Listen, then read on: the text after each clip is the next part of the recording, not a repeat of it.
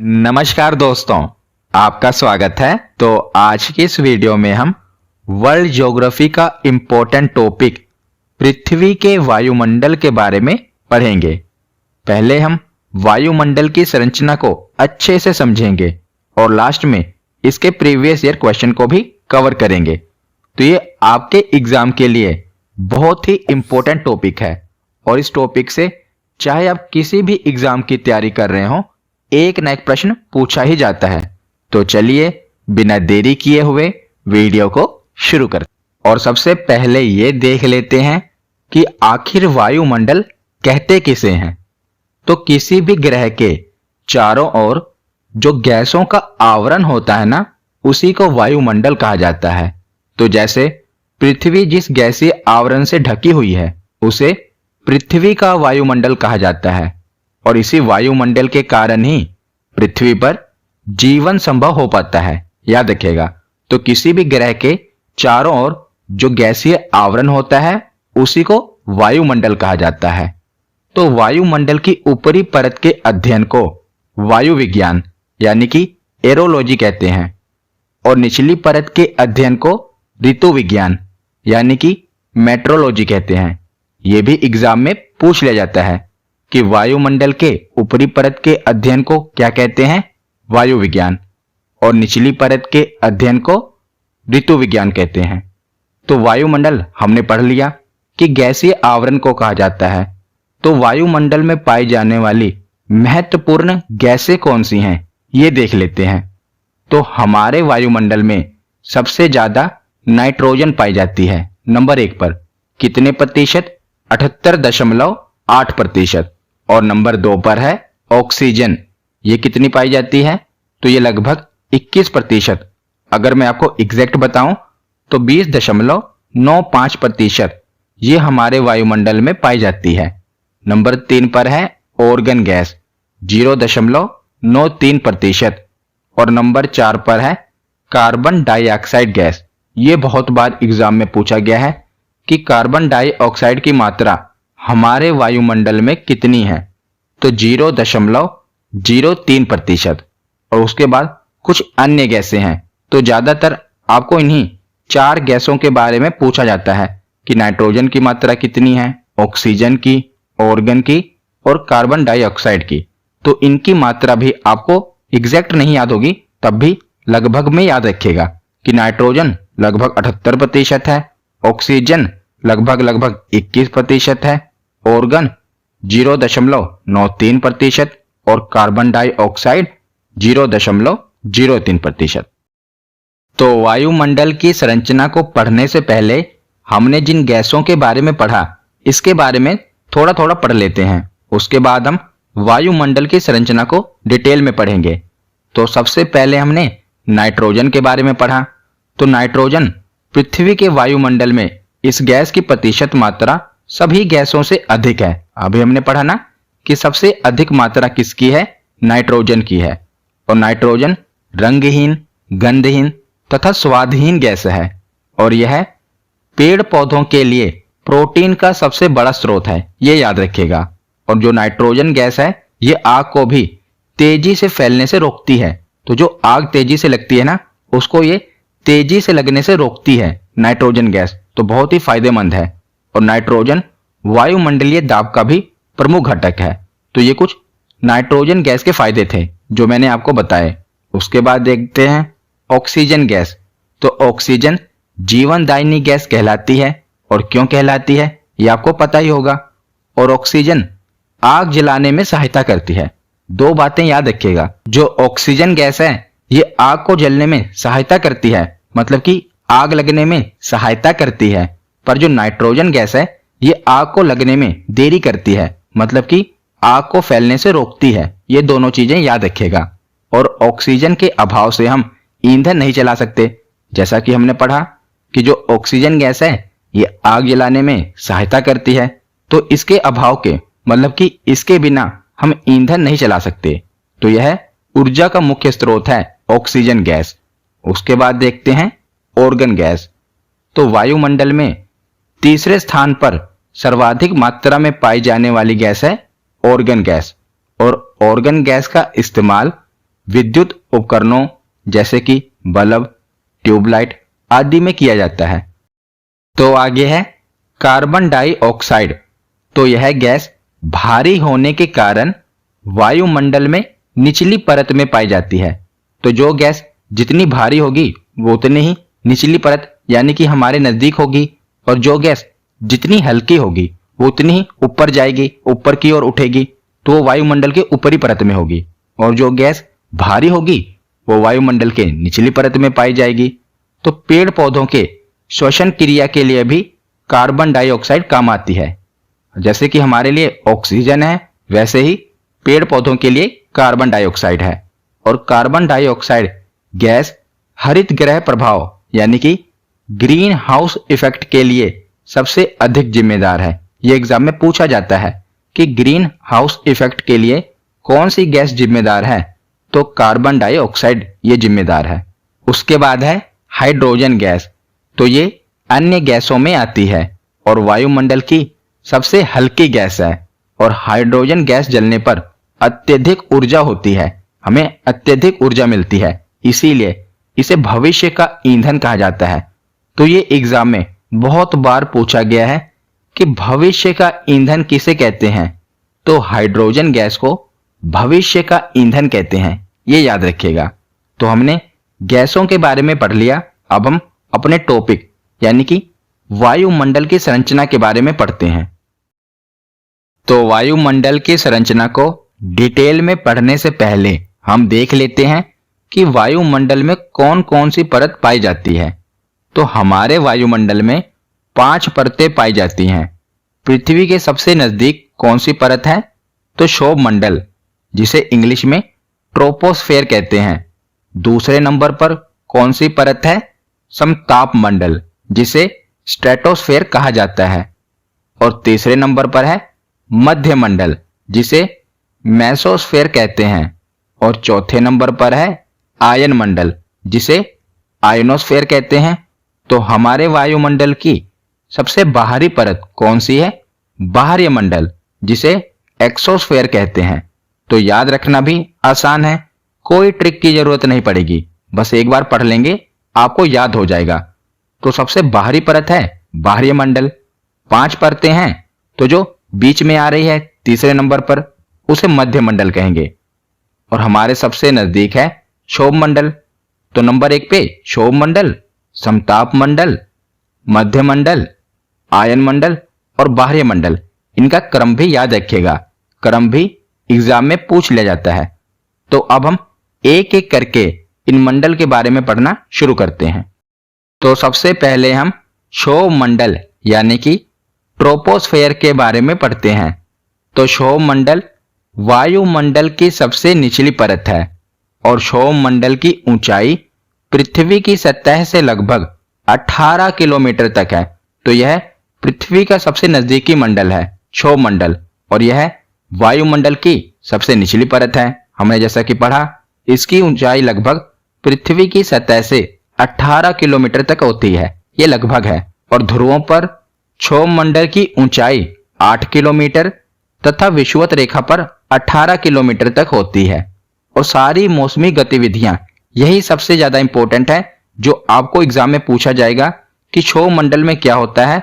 तो जितनी भी मौसमी गतिविधियां होती हैं, जैसे कि बिजली का कड़कना, बादल का बनना, आंधी, वर्षा और इंद्रधनुष का बनना, ये सभी जो मौसमी घटनाएं होती हैं ये क्षोभ मंडल पर ही होती हैं। यही एग्जाम में पूछा जाता है कि आंधी और वर्षा या इंद्रधनुष का बनना यह वायुमंडल की किस परत पर होता है, तो क्षोभ मंडल पर होता है, याद रखिएगा। और क्षोभ मंडल में प्रति 165 मीटर की ऊंचाई पर 1 डिग्री सेल्सियस तापमान में गिरावट आती है। अगर हम 165 मीटर की ऊंचाई पर जाएंगे तो 1 डिग्री सेल्सियस का तापमान कम होगा। और इसी मंडल को संवहन मंडल भी कहते हैं। किसे? क्षोभ मंडल को ही। अगर आपसे पूछ लिया जाए कि संवहन मंडल किसे कहा जाता है, तो क्षोभ मंडल को ही कहा जाता है। बस एक बात याद रखिएगा कि जितनी भी मौसमी घटनाएं हमें देखने को मिलती हैं ये क्षोभ मंडल में ही देखने को मिलती हैं। तो क्षोभ मंडल के बाद है समताप मंडल, जिसे इंग्लिश में स्ट्रेटोस्फेयर कहते हैं। तो इसके तो नाम से ही क्लियर है समताप यानी कि जहां के तापमान में ज्यादा उतार चढ़ाव ना हो। तो समताप मंडल पर तापमान लगभग समान रहता है और समताप मंडल की धरती से ऊंचाई लगभग 18 से 50 किलोमीटर तक होती है और समताप मंडल में मौसमी घटनाएं देखने को नहीं मिलती।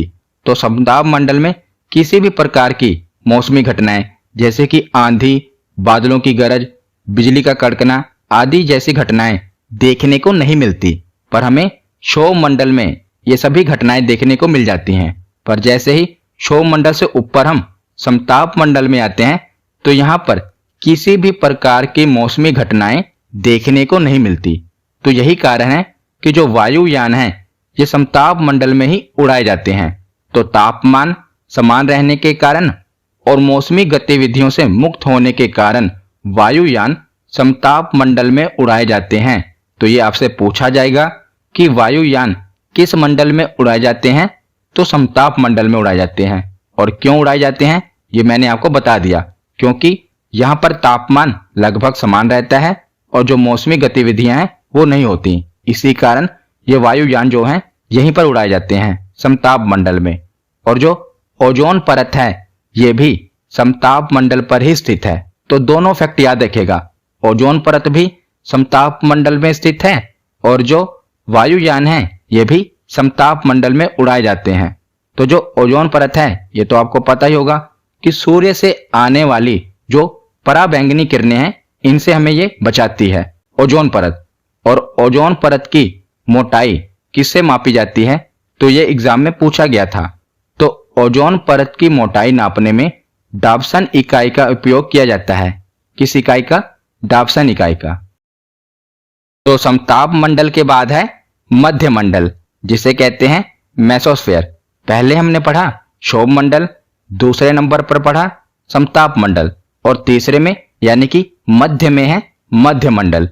तो मध्य मंडल वायुमंडल की तीसरी परत है तथा वायुमंडल के बीच में स्थित है, इसीलिए इसे मध्य मंडल कहा जाता है। और इसका विस्तार 50 से लेकर 80 किलोमीटर तक है। और मध्य मंडल का क्या काम है, तो अंतरिक्ष से आने वाले उल्कापिंड मध्य मंडल पर आकर ही जलकर समाप्त हो जाते हैं। तो जो ये वायुमंडल की परत है मध्य मंडल, जितने भी उल्कापिंड हैं उनसे हमें बचाती है। जितने भी उल्कापिंड हैं इस परत पर आकर घर्षण के कारण जलकर खत्म हो जाते हैं और पृथ्वी पर नहीं पहुंच पाते। तो ये भी बहुत ही महत्वपूर्ण परत है। क्षोभ मंडल में हमने पढ़ा मौसमी घटनाएं, समताप मंडल में हमने पढ़ा ओजोन परत और मौसमी घटनाएं नहीं होती, इसीलिए वायुयान उड़ाए जाते हैं। और मध्य मंडल में हमने पढ़ा कि ये हमें उल्कापिंड से बचाती है। तो इसी प्रकार आपको याद रखना है। तो मध्य मंडल के बाद वायुमंडल की अगली परत है आयन मंडल, जिसे इंग्लिश में कहते हैं आयोनोस्फेयर। तो आयन मंडल मध्य मंडल के ऊपर 80 किलोमीटर से लेकर 400 किलोमीटर के बीच स्थित है। और वायुमंडल की यह परत रेडियो तरंगों को परावर्तित करती है। तो इसका काम क्या है, ये रेडियो तरंगों को परावर्तित कर देती है। और जितने भी संचार उपग्रह हैं यानी कि कम्युनिकेशन सैटेलाइट हैं, इन्हें आयन मंडल में ही स्थापित किया जाता है। ये बहुत ही इंपॉर्टेंट है कि जितने भी कम्युनिकेशन सैटेलाइट हैं, संचार उपग्रह हैं, इन्हें कहां पर स्थापित किया जाता है, तो आयन मंडल में स्थापित किया जाता है। आयन मंडल के बाद है बाहरी मंडल। यह वायुमंडल की सबसे बाहरी परत है और इंग्लिश में कहते हैं एक्सोस्फेयर। तो बाहरी मंडल वायुमंडल की सबसे ऊपरी सतह है, यानी कि यह सबसे बाहरी परत है। और बाहरी मंडल की कोई ऊपरी सीमा अभी तक निर्धारित नहीं है।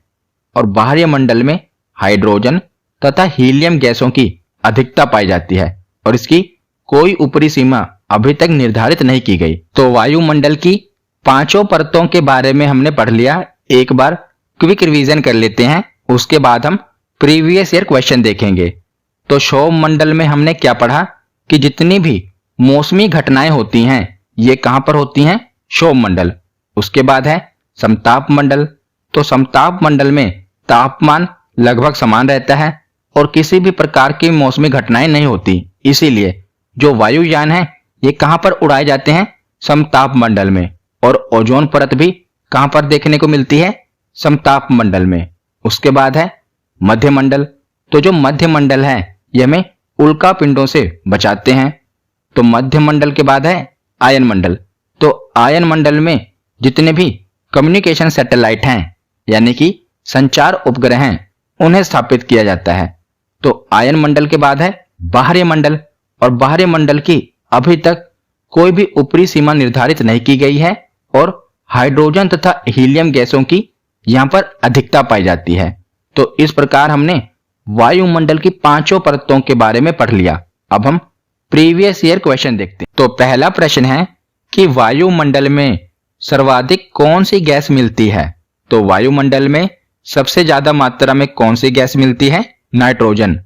अगला प्रश्न है कि वायु में नाइट्रोजन का प्रतिशत कितना है?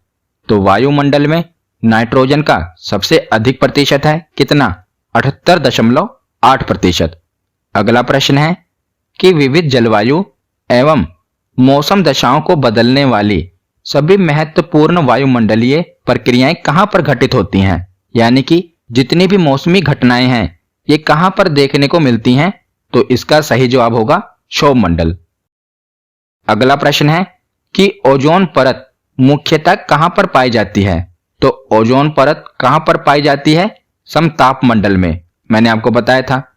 अगला प्रश्न है कि समताप मंडल को जेट विमानों की उड़ान के लिए आदर्श माना जाता है, क्योंकि? तो बताइए वायुयान समताप मंडल में क्यों उड़ाए जाते हैं? तो इसका सही जवाब होगा ऑप्शन डी, क्योंकि इस परत में बादल तथा अन्य मौसमी घटनाएं नहीं होती, इसीलिए जो वायुयान होते हैं ये समताप मंडल में उड़ाए जाते हैं। अगला प्रश्न है कि वातावरण की वह परत जो रेडियो तरंगों को परावर्तित करती है कौन सी है? तो वातावरण की वह परत जो रेडियो तरंगों को परावर्तित करती है और जहां पर कम्युनिकेशन सैटेलाइट छोड़े जाते हैं वो कौन सी परत है? तो वो है आयन मंडल। अगला प्रश्न है कि निम्नलिखित में से कौन सी गैस ग्रीन हाउस प्रभाव के लिए उत्तरदायी है? यानी कि ग्रीन हाउस इफेक्ट के लिए कौन सी गैस उत्तरदायी है? तो यह है कार्बन डाइऑक्साइड। अगला प्रश्न है कि पृथ्वी की सतह से सबसे दूर वातावरणीय परत को क्या कहते हैं? तो सबसे दूर है बाहरी मंडल, नाम से ही क्लियर है, तो इसका सही जवाब होगा बाहरी मंडल। अगला प्रश्न है कि निम्नलिखित में से किस मंडल को संवहन मंडल भी कहा जाता है? तो मैंने शुरू में ही आपको बताया था कि क्षोभ मंडल को संवहन मंडल भी कहा जाता है। अगला प्रश्न है कि पृथ्वी के समीप पाए जाने वाली वायुमंडलीय परत को क्या कहते हैं? तो पृथ्वी के सबसे नजदीक वाली परत को क्या कहा जाता है? क्षोभ मंडल कहा जाता है और इंग्लिश में ट्रोपोस्फेयर कहा जाता है। अगला प्रश्न है कि वायुमंडल की किस सतह में तापमान में बहुत अधिक उतार चढ़ाव नहीं होता? यह पूछा गया है कहां पर नहीं होता? तो इसका सही जवाब होगा समताप मंडल में। समताप मंडल में तापमान में बहुत अधिक उतार चढ़ाव नहीं होता। अगला प्रश्न है कि आंधी एवं वर्षा और बिजली का कड़कना आदि घटनाएं किस मंडल में होती हैं? तो ये सभी प्रकार की मौसमी घटनाएं किस मंडल में होती हैं? तो क्षोभ मंडल में होती हैं। तो आज की ये हमारी वीडियो यहीं पर खत्म होती है। कैसी लगी ये वीडियो कमेंट सेक्शन में जरूर बताना। धन्यवाद।